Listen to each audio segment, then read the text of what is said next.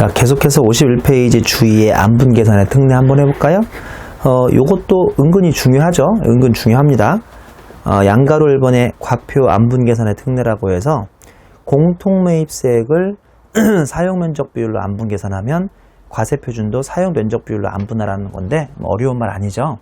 우리 공통매입이든 공통매출이든 무슨 비율로 안분해야죠?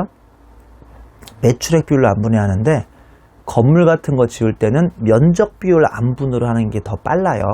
무슨 말인지는 밑에 또 양가로 이번에 나오니까 조금만 참으시면 돼요. 그러니까 원래는 매출액 비율로 과세면세를 나눠야 하는데 뭐 면적 비율로 하는 경우도 있어요. 그러면 공통매입세액을 면적 비율로 했으면 공통과세표준도 면적 비율로 하라는 소리예요.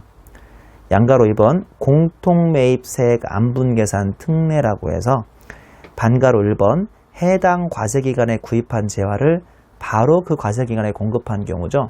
상당히 급하신 분이네요. 성격이 참 급해요.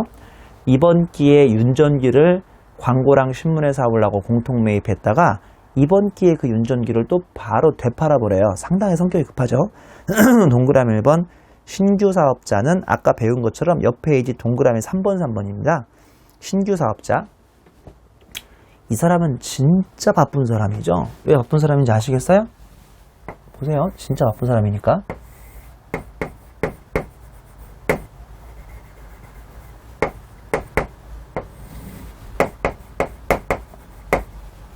진짜 바쁜 사람입니다. 자, 여기가 지금 한기죠? 여기가 한기인데 3월 2일자에 회사 신설해요. 4월 2일자에 윤전기 공통매입해요. 그 다음에 6월 2일자에 윤전기 공통매각해요. 아주 바쁜 사람이죠. 이게 바로 동그라미 1번이에요. 신규 사업자. 그게 사서 그게 팔아요. 전부 과표 전부 매입세 공제요. 앞장에 왜 동그라미 3번 이게 동그라미 3번이잖아요. 맞죠? 그나마 동그라미 2번은 좀 나은 사람인데 계속 사업자예요. 그러니까 이때 신설했어요. 이때 신설한 게 아니라. 근데 이번 기회에 윤전기 공통매입했다가 윤전기 공통매각을 합니다. 그나마 조금 덜 급한 사람이죠. 이 사람은. 잘 보세요. 공통매각은 언제나 이번 기로에 직전으로 해요. 직전 비율. 맞죠? 공통매입은 이번 기로 해요. 직전 기로 해요. 이번 해당 기로 하죠. 이렇게 한 기에 바로 사서 바로 팔아버리면 이걸 통일시키기로 했습니다. 어떻게 통일시키기로 했냐? 이것도 직전기 비율로 하기로 했습니다. 그게 동그라미 2번에 있죠? 계속사업자 뭐라고 써있어요?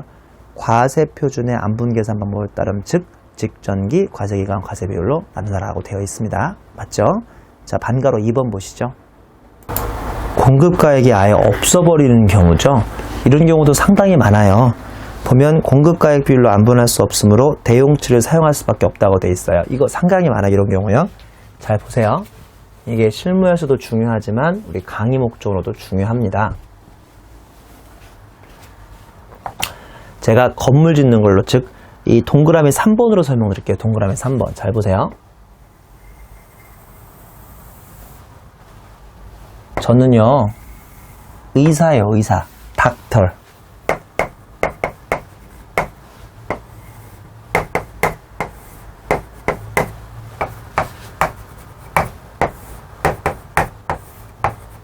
저 의사예요. 의사. 이달이 2월 1일이에요. 이때 착공했어요. 무슨 말씀이냐면 저는 이제 한 50대 후반이 돼가지고요. 의사로서 돈도 벌만큼 벌고 해서 좀 힘들어요. 좀 쉬고 싶어요. 그래서 이번에 건물 하나 지어가지고 우리나라에서 임대업이 최고라고 하니까 그냥 임대업으로 먹고 살까 생각 중이에요. 저 지금 10층짜리 건물 짓고 있어요. 10층짜리인데 그 중에 건물 완공되면 6층은 그래도 내 직업이 의사니까 병원으로 쓰고요. 4층은 임대업 하려고요. 이해하셨죠? 근데 얼마나 걸리냐고 물어보니까 한 1년 걸린대네요. 그래서 내년 한 2월 한 5일 정도 완공된대요. 물어보니까 오래 걸리는구나. 잘 들어보세요. 앞으로 2015년 1기와 2015년 2기는 이제 매출세액만 나옵니까? 아니면 매입세액만 나옵니까? 이때까지. 매입세액만 나옵니까? 뭐만 나오겠어요? 매출세액만 나와요? 매입세액만 나와요? 당연히 1년 동안, 즉 2기 동안은 매입세액만 나옵니다. 왜냐하면 이걸 건물을 완공시켜야 병원에서 수입이 들어오든 임대업에서 수입이 들어올 거 아니에요. 그러니까 앞으로 1년 동안은 계속 매입세액만 나온다고요. 맞죠? 그러면 이 매입세액이 과세 쪽 매입세액이게요? 면세 쪽 매입세액이게요? 섞여 있게요? 당연히 일부는 과세 쪽이고 일부는 면세 쪽이고 일부는 섞여 있을 거예요.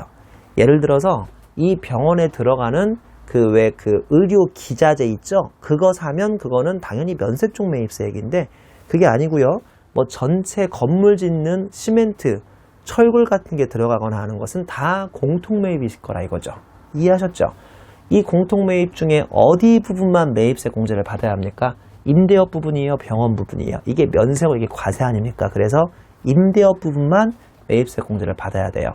원래 과세 면세는 뭘로 안분한다? 무슨 비율로? 매출 비율로. 이게 지금 건물에서는 1년 동안 앞으로 매출이 있다 없다? 없다. 그러면 과연 어떤 기준으로 안분하냐 이겁니다. 그게 동그라미 1, 2, 3번이에요. 맞죠? 반가로 2번. 공급가액이 없는 경우고요. 공급가액을 안분할 수 없으므로 대용치를 사용할 수밖에 없다고요. 자, 꽃표시 보시면 향후 과세사업과 면세사업의 공급가액이 있거나 언젠가 확정이 되면 그때 또 정산을 해야 합니다. 이 당시 했던 게 맞는 거니까요? 아니면 그 당시 최선의 추정치니까요? 추정치에 불과하니까 이때 다시 한번 정확히 정산을 해줘야 합니다. 그게 꽃표시 1번 보시면 근데 혹시 이게 건물이라면 건물을 신축이나 취득한 경우로서 동그라미 3의 비율이 있으면 즉 동그라미 3번은 면적을 말하는 거거든요. 면적 비율이 있으면 동그라미 1번의 매입 비율, 원래 매입 비율이 아니라 무슨 비율이더라? 매출 비율이죠. 동그라미 2번 예정 공급가액 비율. 그러니까 매출이 없으니까 찍어요. 이게 16년에 완공되면 면세사업본부인 병원에서의 매출액은 얼마가 되고 과세사업본부인 임대업에서의 매출액은 얼마 될 거라고 막 찍어요. 이제 그게 동그라미 2번입니다. 그거보다 뭐를 우선 적용해라? 건물은 동그라미 3번인 사용 면적 비율을 먼저 찍어서 계산해라라고 되어 있습니다. 이거 면적 비율도 찍은 거잖아요. 실제 그럴지 안 그럴지는 모르는 거니까 찍은 거죠. 자, 그리고 나서 향후 건물을 신축 취득한 후 사용 면적이 확정되면 실제 사용 면적으로 정산하라. 이게 뭔 소리냐? 이렇게 해서 1년 동안 건물을 쭉 지어왔는데 지난 1년 동안 부동산 경기가 폭락을 해버립니다. 그래서 실제로 완공됐을 때 야 그래도 내가 의사니까 병원으로 8층을 쓰자. 그리고 임대업으로는 뭐 그냥 2층만 쓰자라고 이게 이제 확정이 된 거예요. 그러면 정산합니다. 어떻게 정산하냐? 공통으로 매입한 게 100원이었다면 지난 1년 동안 얼마를 매입세 공제받았겠어요? 40% 받았겠죠? 근데 이제는 실제로 확정된 것도 100원인데 즉 공통 매입이 100억인데 그 중에서 이제 20%만 받아야 하니까 40 빼기 20을 해서 이번에 20은 뱉어내셔야 하겠습니다. 왜냐면 20%만 받아야 하니까 이런 걸 소위 정산이라고 하죠. 그래서 이왕이면 정산까지 기억하시면 상당히 좋은 문제가 되는 거죠. 기억하셔야 돼요. 되게 중요한 내용 중에 하나입니다. 꽃표시 2번 공통매입세액 정산 공식이 이거잖아. 이거 매입가액에 곱하기 확정된 거 20%. 난 지금까지 얼마나 받아버렸죠? 40%를 받아버렸으니까 오히려 20원을 이럴 때는 뱉어내시는 겁니다. 이 박스가 바로 제가 지금 설명한 가산되는 또는 환급되는 세액인 거죠. 이해하셨죠? 중요한 겁니다. 지금 이거 나름대로. 자, 52페이지 6.2의 기타의 안분 유형입니다. 제가 부가세 이제 종강할 때까지 안분만 하다 끝난다고 그랬죠? 1점의 의제매입세액의 안분 계산이죠. 지금 머리가 헷갈리는 거죠. 이상하네. 얼마 전에 분명히 의제매입세액을 배웠는데 왜 또 배우는 거지? 이건 뭐냐면요.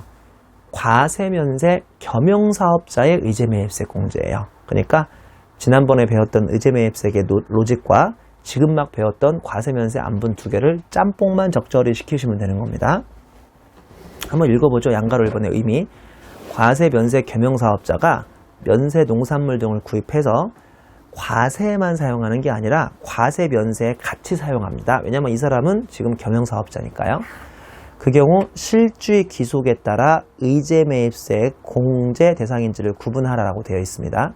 단 사용분 중 과세인지 면세인지의 실주 귀속이 불분명한 것과 차기 2월분은 공통매입세액의 안분계산 규정을 준용해서 의제매입세액 공제 대상을 구분하라고 되어 있고요. 양가로 1번의 계산액을 보시면 의제매입세액은 매입가액 곱하기 바로 102분의 1을 하는 게 아니라 사이에 뭐를 끼우느냐면 해당 과세기간의 총 공급가액분의 과세 공급가액. 왜냐하면 우리가 과세 쪽에 쓰는 것만 매입세 공제를 받는 거잖아요. 원래 면세 쪽이 아니라. 그러니까 당연하지만 과세 공급가액의 102분의 2 등을 하고 있습니다. 그 밑에 클릭마크 보실까요? 클릭마크 보시면 양가로 1번에 면세 농산물 등의 단기 사용액과 양가로 2번에 면세 농산물 등의 기말 재고액이 있죠. 가운데 세로는 과세사업자예요. 즉 과세사업자는 우리 지난번에 배웠던 건데요. 동그라미 1번 과세에 사용하면 다 매입세 공제고, 아시겠지만 그대로 양도를 해버리면 매입세 불공제죠. 의제매입세 불공제죠. 면세로 팔게 되니까. 그리고 양가로 이번에 기말재고액도 내년에 어차피 이 사람들은 과세로 다 팔릴 거니까 의제매입세 공제를 해주고 있습니다. 자, 근데요, 오른쪽 세로에 과세면세 겸용사업자를 지금 배우시는 건데요. 이거는 동그라미 1번 과세에 사용하면 똑같이 매입세 공제, 의제매입세 공제 해주고요. 면세에 사용하면 역시나 똑같이 의제매입세금 불공제고요. 그게 아니라 이 동그라미 3번을 지금 처음 배우시는 건데, 혹시나 과세 면세 같이 쓰고 있는데 어디에 쓰는지 정확히 모르겠다. 그러면 안분하시는 거예요. 어떤 안분? 저기 박스에 있는 것처럼 총 공급가액분의 과세 공급가액 비율로 안분하시면 되는 거예요. 그리고 동그라미 4번에 그대로 양도해버리면 역시나 가운데 세로에 있는 것처럼 이건 의제매입세 공제가 안 돼요. 의제매입세 공제의 정의 위배니까.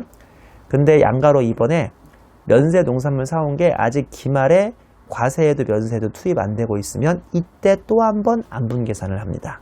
왜 안분 계산하죠? 지금 기말에 남은 게 내년에 과세 일부가 쓰이고 면세 일부가 쓰일 텐데 얼마가 쓰일지 모르니까 당연히 이것도 안분 계산하시는 겁니다.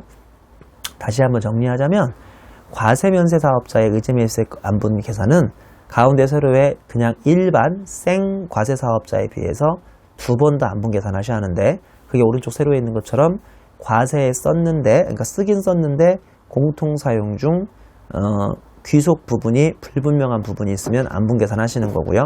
그 다음에 양가로 이번에 있는 것처럼 우리가 기말 재고액인데 내년에 쓸 때 과세로 쓸지 면세로 쓸지 잘 모르기 때문에 이것도 이제 안분 계산을 하셔야 하기 때문에 이 2번의 안분 계산만 잘 기억하시면 큰 문제는 없겠습니다. 자, 마지막으로 2점에 납부 환급세액의 재계산이라는 토픽이죠. 저 옛날에 회계사 처음 공부할 때요, 부가세 여기까지 따라오기도 힘들었는데요. 그나마 이 2점에 납부 환급세액의 재계산, 요거는 좀 그래도 재밌더라. 요거는 좀 재밌게 배웠었어요. 자, 양가로 1번의 의미 보시면 일단 제가 의미를 쭉 읽어드릴 텐데 이 의미만 읽어서는 별 이해가 안 되실 겁니다. 옆 페이지 사례 예 하나가 있는데 이 예를 보셔야 이제 무슨 말인지 알죠. 자, 일단 한번 4줄 읽어볼게요.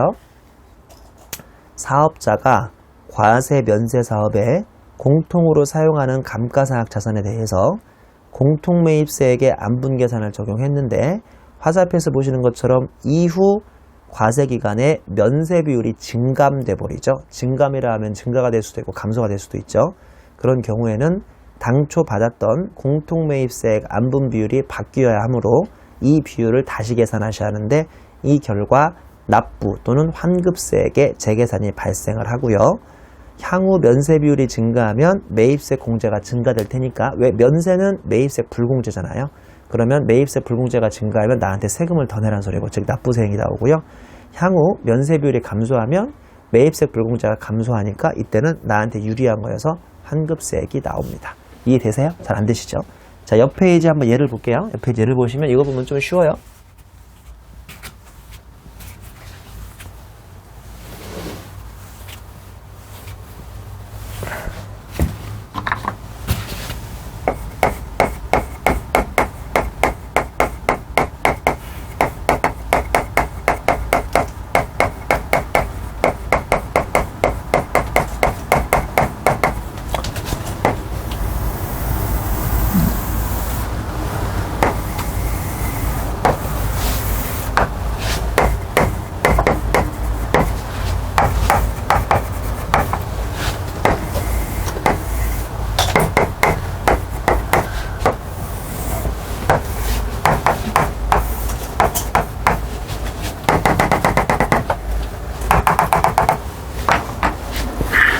자, 그 예 좀 보시죠. 예 뭐라고 되어 있습니까?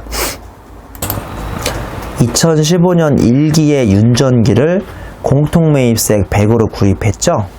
자, 이때 내가 100에 구입해요. 100에 구입. 이거 세금이라고 칠게요. 그러니까 한마디로 1,000원 주고 사온 거예요. 그럼 부가세는 100이죠. 자, 제가 지금부터 쓰는 빨간색은 과세 비율이 아니라 면세 비율입니다. 면세 비율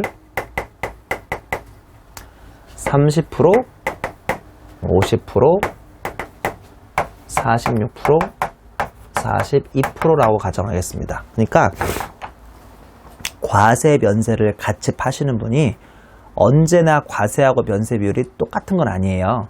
예를 들어서 이때는 신문이 300억치, 그 다음에 광고가 700억어치 팔렸고요. 이때는 신문도 500억어치, 그 다음에 광고도 500억어치. 여기는 신문이 460억어치, 광고가 540억어치. 요거는 신문이 420억, 광고가 480억 팔렸다고요. 그러니까 당연히 왔다 갔다 할 수 있겠죠. 플럭추에이션, 왔다 갔다 할 수밖에 없어요. 자, 그러면 이때, 자, 지금부터 우리 불공제 구할 거예요. 불공제. 100원에 사온 거 얼마 불공제였겠어요? 100원 곱하기 30%가 불공제였을 것입니다. 그래서 이때는 간단하죠? 30%에서 30원이 불공제였어요. 이거는 납부환급세액의 재계산이 아니에요. 이때부터 재계산을 하는 겁니다. 자, 한 기가 지났더니만 면세 비율이 50% 올라 버렸어요. 아이고, 내가 이번 기에 그 과세 면세 겸용하는 윤전기를 사왔으면 이번에는 30원이 아니라 얼마를 불공제 받을 뻔했겠구나?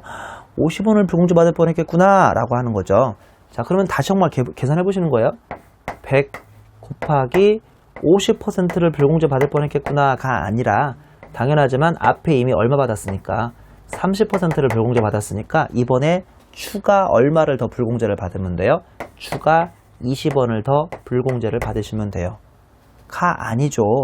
아니, 지난기에 100원에 사온 것을 왜 지금 또 사온다고 가정하죠? 이미 난 지난기에 사왔는데 말이 안 되잖아요. 행여나 이번 기에 또 사온다면 이번에는 100원에 사오겠어요? 좀 썼으니까 감가상각한 만큼 좀 싸게 사오겠어요? 싸게 사오겠죠? 1 빼기 25% 곱하기 1기 지났어요. 1기 지났으니까 이번에는 사와야 100원이 아니고 75원 세금 내고 사와요. 왜냐면 좀 썼으니까 싸졌잖아요.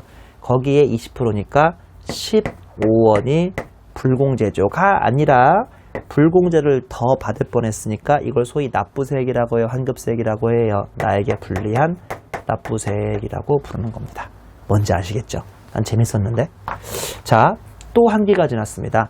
그러면 또 지금 사온다고 가정하면 이제 100원에 곱하기 1 빼기 25%씩 이제는 몇 기 지났어요? 2기 지났으니까 이제 사온다면 50원 주고 사오겠죠. 50원 곱하기 이번에는 오히려 면세 비율이 감소했으니까 다시 사오면 불공제가 줄어들 것이고 불공제가 줄어들면 나한테는 뭐가 나옵니까? 이번에는 환급이 나옵니다. 환급. 나 지난기에 50%였는데 이번 기에 46%야. 그러면 50원에 4%니까 2월에 환급이 됩니다가 아닙니다. 왜 아닌지 아세요? 이게 언제나 매기 재계산하면 진짜 귀찮기 때문에요. 지난기와 이번기가 플러스 마이너스 5% 이상 차이 나야만 재계산하거든요. 아직 안 읽었지만 다행이죠. 왜냐면 우리나라의 과세 면세 겸용사업자가 진짜 많다니까요. 과세 면세 겸용사업자는 실제로 회사 내부에 과세 면세에 같이 쓰는 기계나 이런 게 진짜 많다니까요. 이거를 매기 바뀔 때마다 재계산하면 얼마나 힘들겠어요. 부가세 신고할 때 매번 야근해야 돼요. 집에 못 간단 말이에요. 근데 다행히도 지난기하고 이번기가 플러스 마이너스 5% 이상 차이 나야만 이걸 계산합니다. 실제로 우리 이걸 제품 믹스라 하죠. 제품 믹스. 회사 내부에서 제품 믹스가 매 부가세 계산하는 6개월에 한 번씩 많이 바뀌게 해요. 그렇게 차이가 없게요. 그렇게 차이가 없죠. 그 사이에 신제품이 막 개발하거나 해서 과세와 면세 사이에 제품 믹스가 아주 드라마틱하게 극적으로 바뀌지 않는 한 재계산은 책에서나 공부하고요. 실무에서는 많이 등장하지 않는 편입니다. 다행이네요.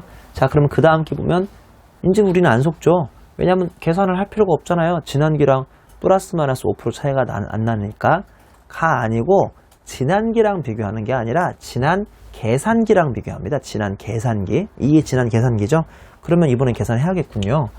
100 곱하기 1 빼기 25%씩 이제 몇 개 지났어요? 3기 지났죠? 3기. 3기 지났으니까 지금 다시 사오면 25원인 셈이죠? 곱하기 지난번에 50%까지 계산했으니까 이번에 42%를 계산하면 25 곱하기 8이어서 이번에는 진짜 2가 나오고요. 매입세 불공제가 줄어들었으니까 나는 불공제를 덜 받아야 하고 내 입장에서는 기분 좋은 환급이 나오는 겁니다. 자, 이해하셨죠? 이렇게 해서 납부환급세액의 재계산이에요. 여러분, 이 납부환급세액의 재계산은 아까 배웠던 정산하고 달라요. 정산은 건물 같은 게 채 1년 동안 공사했을 때 아직 완공되기 전에 그 당시 최선의 추정치로 계산한 다음에 뭔가 확정되면 다시 계산하는 걸 정산이라고 하죠. 정확히 계산한다고 해서 정산이라고 하잖아요. 확정됐으니까. 이건 그게 아니고 면세 비율이 왔다 갔다 하면서 계속 바뀌는 것을 재계산이라고 부릅니다. 양가로 2번 적용 요건이죠. 동그라미 1번. 과세 면세 사업에 공통으로 사용되는 감가상각자산에 대해서 매입세 공제, 공통매입세액의 안분계산, 공통매입세액의 정산 등 이미 매입세 공제를 적용했어야 합니다. 그러니까 한마디로 이전에 매입세 공제를 한번 적용했어야죠. 동그라미 2번. 면세 비율이 직전 재계산 기간과 비교해서 5% 이상 증감된 경우에만 요거 계산합니다. 5%. 양가로 3번에 계산액은 아까 다 설명한 것처럼 납부세액 또는 환급세액은 공통매입세 곱하기 1 빼기 25% 곱하기 경과기간수 곱하기 증감 면세 비율만큼만 계산을 하고 있습니다. 옆 페이지 양가로 4번 적용 배제죠. 과세 면세 사업의 공통재화를 공급한 과세계와 즉 실질 공급이든 간주 공급을 해버리면 이제 팔렸기 때문에 재계산을 하지 않습니다. 이게 무슨 말씀이냐? 만약에 이 기에 이 윤전기를 이걸 아까 윤전기였나요? 윤전기를 팔아버렸다고 쳐요. 그럼 팔렸으니까 마지막 기에 팔린 기에는 재계산한다 안 한다? 안 해요. 팔리기 전까지만 하는 거예요. 거기 예에 써있죠. 2015년 1기 윤전기를 공통매입으로 해서 이후 재계산가액이라고 해서 문제 싹 풀었으니까 한번 참고해 보시기 바랍니다. 자, 54페이지죠. 54페이지 챕터 7 거래징수 및 세금계산서 7장하고 8장은 이제 또 계산 문제가 안 나옵니다. 일반적으로 말 문제 위주로 이제 계산 공부하는 건데요. 챕터 7의 거래징수 및 세금계산서입니다. 그 뭐 좀 경중을 따지긴 그렇지만 8장은 조금 덜 중요하고요. 7장은 여전히 중요하죠. 말 문제로 상당히 우리 뭐 시험 같은 거에 많이 나오니까 잘 우리 보셔야 하는데요. 거래징수 및 세금계산서입니다. 챕터 7.1의 거래징수 및 세금계산서 1점의 거래징수. 거래징수는 쉬워요. 왜냐하면 내가 오리온이 이마트한테 팔 때 2,000원이 아니라 2,200원 즉 200원까지 거래하면서 징수해서 국세청에 내란 소리가 거래징수니까 이건 뭐 그렇게 어렵진 않습니다. 양가로 1번의 의미죠. 사업자가 재화 용역을 공급할 때 VAT를 즉 부가세를 거래 상대방으로부터 징수하는 제도니까 이거 간단하잖아요. 거래징수는. 그렇죠. 양가로 2번의 징수 대상을 보시면 동그라미 1번 사업자, 면세사업자는 제외, 면세사업자는 부가세가 안 붙으니까요. 사업자는 VAT 과세 대상 재화 용역을 공급한 경우 부가세의 거래징수 의무가 있음. 그러겠네요. 면세사업자는 그럴 필요 없어요. 부가세 안 붙으니까. 동그라미 2번 영세열 대상 경우에는 부가세 매출세액이 0이므로 거래징수할 세액이 없음. 당연하죠. 3번 이거 내가 몇 번 얘기한 거죠. 부가세법은 공급자, 파는 사람이 사업자인지가 중요해요. 여러분들이 무슨 카페 같은데 뭐 책이라든지 아니면 뭐 이런 학용품 같은 건 잘 안 팔지만 뭐 테이프라든지 강의 같은 거 팔죠. 강의는 원래 팔면 안 되는데 불법인데 아무튼 그런 거 팔면요. 여러분은 사업자가 아니기 때문에 여러분이 상대방 학생한테 돈 받은 건 부가세 신고를 합니까? 안 합니까? 안 하지 본 부가세 신고의 학생들이 우리는 사업자가 아니니까. 물론 책 같은 건 대부분 면세지만. 자, 다시 동그라미 3번. 부가세법은 공급자가 사업자 여부인지가 제일 중요하기 때문에 사업자는 거래 상대방이 최종 소비자이든 즉 사가는 사람, 얘가 사업자니까 사가는 사람이 최종 소비자이든 사업자이든 과세사업자이든 면세사업자이든 여부랑 관계없이 당연히 거래징수는 하는 거예요. 다만 얘가 최종 소비자한테 팔면 뭐까지는 발급할 필요 없죠. 세금계산서까지는 발급할 필요는 없는 거죠. 이 사람이 받아봐야 매입세 공제를 받거나 그럴 일은 없으니까요. 자, 예를 보세요. 최종 소비자가 중고 매매상으로부터 중고차를 구입하는 경우라고 꼭 문제는 꼬아 나오죠.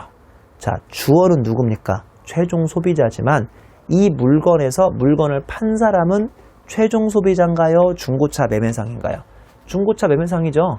한마디로 얘는 딜러라고요. 딜러. 그러니까 중고차 매매상으로부터 중고차를 구입하면 세금계산서를 발급합니까? 안 합니까? 하죠. 내가 발급해요? 중고차 매매상에 발급해요? 당연히 중고차 매매상에 세금계산서를 발급합니다. 가 아니고요. 세금계산서까지는 발급하지 않아도 나한테 뭐까지 받아갑니까? 부가세까지는 받아가죠. 화살표 보시면 바로 이 문장에서의 주어는 최종 소비자지만 공급자가 중고차 매매상, 즉 일반 사업자이므로 중고차 매매상은 거래 징수를 하는 겁니다. 세금계산서까지는 발급하지 않더라도요. 이해하셨죠? 과거에 이런 문제를 많이 나왔었는데요. 이런 문제 나올 때마다 학생들이 틀려요. 안타깝게. 주어가 최종 소비자니까 아이고 최종 소비자? 아니지. 거래 징수 안 하지 뭐하러 해라고 생각하시는데 이 문제에서의 문장에서 주어는 최종 소비자지만 물건 파신 분은 중고차 매매상입니다. 이점의 세금계산서의 개념이죠. 양가로 1번은 이미 과세사업자가 재화 용역의 공급 시 VAT를 거래 징수한 사실을 증명하기 위해 공급받는 자에게 발급하는 세금 증빙이고요. 양가로 2번의 기능 하나도 안 중요하지만 송장, 청구서, 대금 영수증, 증빙서류, 과세로서 사용이 가능하다고 되어 있죠. 그 다음에 양가로 3번의 필요적 기재사항 정도는 상식으로 알고 계셔야 합니다. 예전에는 유치한 문제에서는 필요적 기재사항만 물어보는 문제도 있었는데 지금은 그렇게 유치하게는 안 나오지만 그래도 이 정도는 기억하셔야 돼요. 공급하는 사업자, 즉 파신 분은 등록번호, 상호, 성명 또는 성명 명칭이라고도 하는데요. 그러니까 등록번호, 그 다음에 상호, 그 다음에 대표자 이름까지 이렇게까지 꼭 있어야 돼요. 자, 그 다음에 동그라미 2번은 그 공급받는 자의 등록번호죠. 즉 사간 사람은 등록번호만 있으면 돼요. 이거 잘 모르셨죠? 세금계산서에 원래 파는 사람은 세 가지가 다 있어야 돼요. 등록번호가 주민등록번호 같은 거거든요.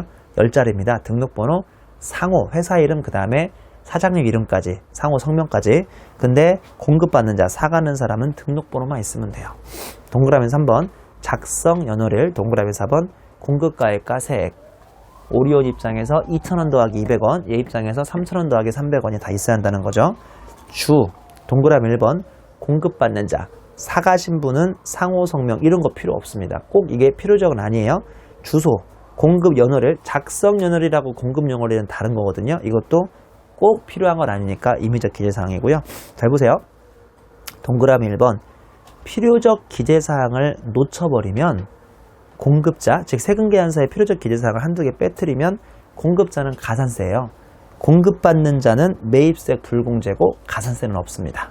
매입세 불공제. 근데 매입세 불공제가 엄청난 가산세인 셈이거든요. 일반적으로 매입세 불공제 하면요.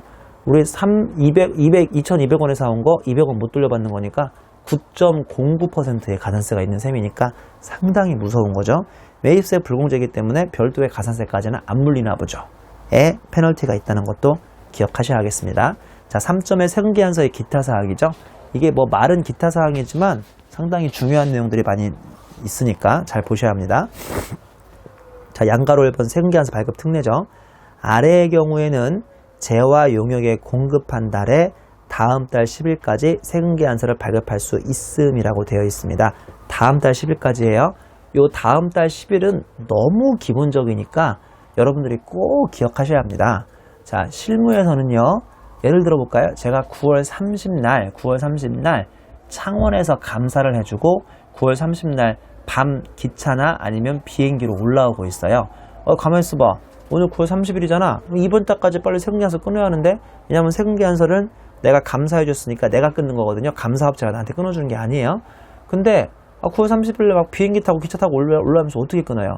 그러니까 그날 거래한 것을 그날 무조건 끊을 수는 없어요. 살다 보면.